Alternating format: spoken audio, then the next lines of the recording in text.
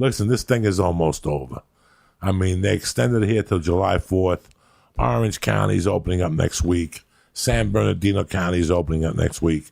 And we're all going to be fine. Last night, 2 nights ago, I went to the weed store, and the Chinese girl wasn't at the counter. They have a really pretty Chinese girl at the counter at Urban Trees. And I went, and it was the big black security guard. And then I looked around, it was the manager that was working, and there was one other employee. And I go, what's going on here? And he goes, man, it's been fucking dead. I go, what do you mean dead? He goes, dead since like the fucking 10th. Business has dropped like fucking 60%. And that's what I said. I said it's going to take people to write 2 checks to realize where they really are. A lot of people didn't get unemployment. And now they got to write June checks. Yeah, I still haven't gotten the stimulus. No, you're not getting shit. I know 3 people who are moving out of their apartments, either into their car, a friend's basement, or into their business. 3 friends right now for June 1st. I have another friend that I've been talking him into leaving because he pays too high of a rent here. And him and his wife leave anyway for the summer. I'm like, put your shit in storage, get the fuck out of here. Save that money from that rent. And when you come back, the rents will be that much cheaper. If you come back. Right. If you want to come back. If you don't want to come back and stay in D.C., I don't blame you. A lot of people, the big exodus has already started here in Los Angeles, people, if you don't know it. And it's starting in New York, too. For New Yorkers that are listening, they'll tell you the same. People are moving out of buildings and into houses. They don't want to be involved in this no more. They don't want this they don't ever want to be in this position again. This is going to change people. Like I said, right now people are going to start looking at their savings, their retirement funds. What if we only get a month and a half of freedom again and they lock us back up in October again because it comes back with the flu season twice as hard. So, hey, listen, people are scared. I don't blame you. Write, meditate, do everything you can to give you peace of mind. If you feel uncomfortable being somewhere, get the fuck out of there. Hey, listen, man, I watched them last Monday as they were walking into the Ford plant, and people were saying, we're not ready yet. They know. And sure enough, they had to reclose it the next day because they had 6 cases in Detroit. We're not ready for a lot of things yet. And one thing we're never going to do is social distance. So we're never going to, it's impossible. It's impossible if you go to Cactus. You've been to Cactus before. Think of going to Cactus and ordering. Right. Where the waitress is, where the chick is, the 2 cooks, where you are in the scheme of things, Well, I think it's going to change. Everything. We talked about flights the other day, how you can't go in there because people that don't clean the planes because people get angry about it. I think it's going to be very interesting. There might not be as many seats as a restaurant, but there might be more restaurants. Or it's not going to be more restaurants. You don't think so? No. How are they going to? You know how many restaurants are about to close right now? Oh, yeah. All the ones that are open are going to be gone. Do you know how many restaurants are going to be closed right now? Have you taken a ride to Hollywood lately? Actually, I haven't been to Hollywood in 3 months. Take a ride sometime and see what's going out there in the real world. Go to Melrose and look at those restaurants. Make an estimate in your head of what they're paying for rent at that place and what they're losing every month. Thousands. And you ask yourself, are they going to be open in July? Who's going to open in July? July 4th? You're opening up into the death. It's picnic season. It's beach season. Ain't nobody going to Beverly Hills to eat no fucking sandwich. And it's weird because it doesn't feel like a vacation. It should feel like a vacation, but it doesn't. No, it's not. It's not a vacation. This is not a fucking vacation. There's a pandemic going on. In your head, since life is always a fucking vacation, it's a vacation. But this ain't a vacation.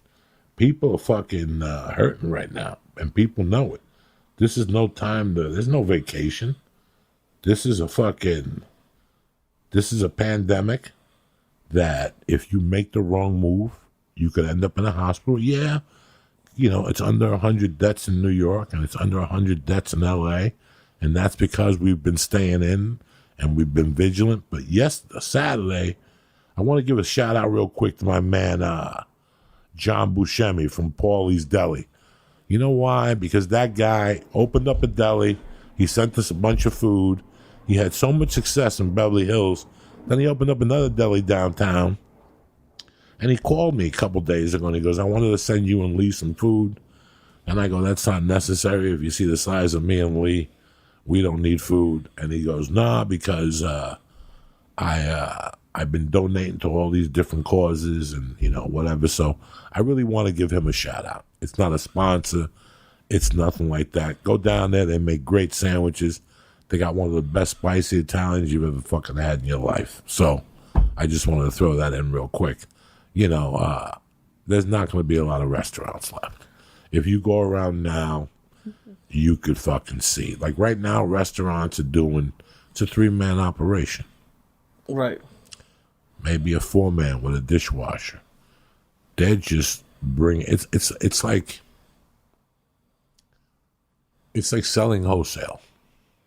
You're not making a profit, but at least you're generating money to come through. You're not totally, there's no money going through. There's comedians that are not making a dollar, that their whole income comes from touring and merch on the road. They don't have a merch button on their website. They're going to suffer.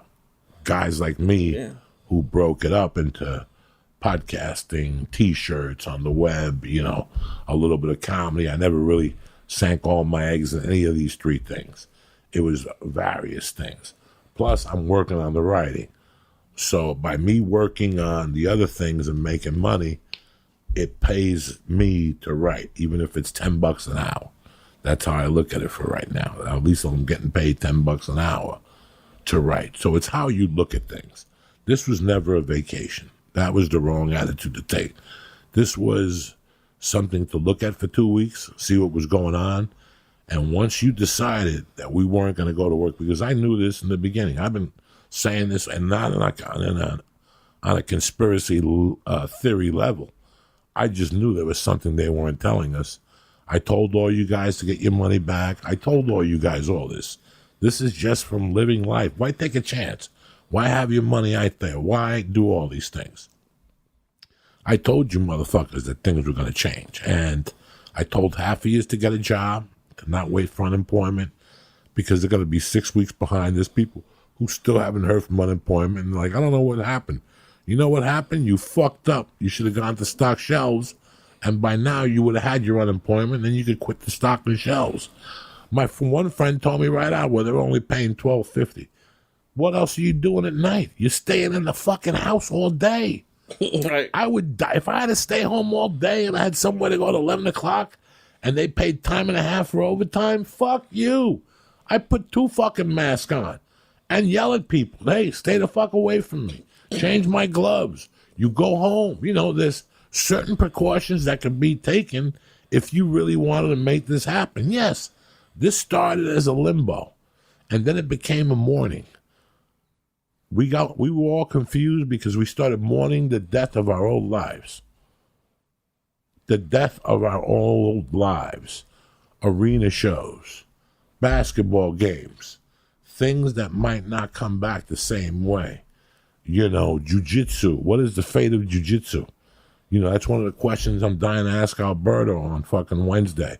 Like, it's opposite of social distancing.